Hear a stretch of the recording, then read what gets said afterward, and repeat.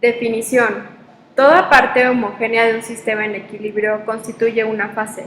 Los parámetros del equilibrio son la presión y la temperatura. Por lo tanto, se dice que una sustancia está en equilibrio cuando dos fases coexisten en las mismas condiciones de presión y temperatura.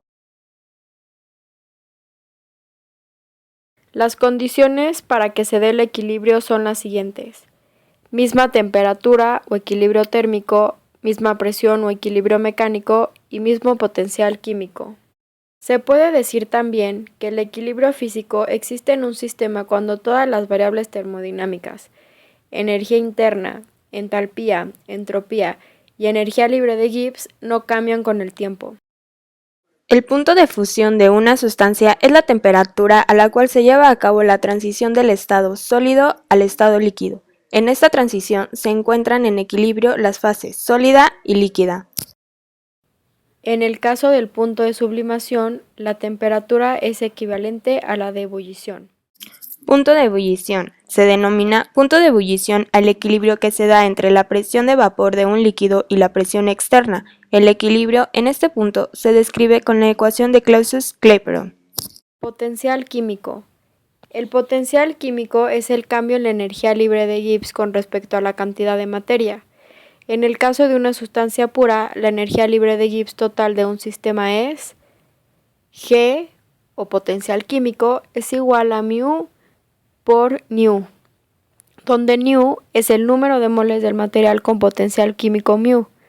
A partir de la relación entre potencial químico y mu, y si sabemos cómo varía el potencial con respecto a T y P, podemos obtener las siguientes ecuaciones. La derivada de mu con respecto a T, a P y nu constante es igual a la entropía molar negativa, y la derivada de mu con respecto a P, a T y nu constante es igual al volumen molar. La ecuación de la variable natural para diferencial de mu es Diferencial de mu es igual a la entropía molar negativa por diferencial de T más volumen molar por diferencial de P.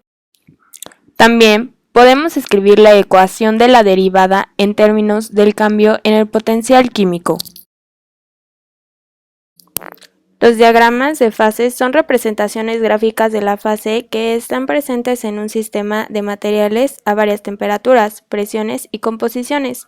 La mayoría de los diagramas de fase han sido construidos según las condiciones de equilibrio, siendo utilizados por ingenieros y científicos para entender y predecir muchos aspectos del comportamiento de los materiales. Para valores dados de presión y temperatura, una sustancia pura se puede encontrar en una, dos o tres fases en equilibrio. Un diagrama de fases PT muestra gráficamente esta información. El punto triple es un punto donde se encuentran los límites de tres fases. Este diagrama muestra la influencia del cambio de fase en el volumen. Las isotermas se hacen horizontales durante el cambio de fase.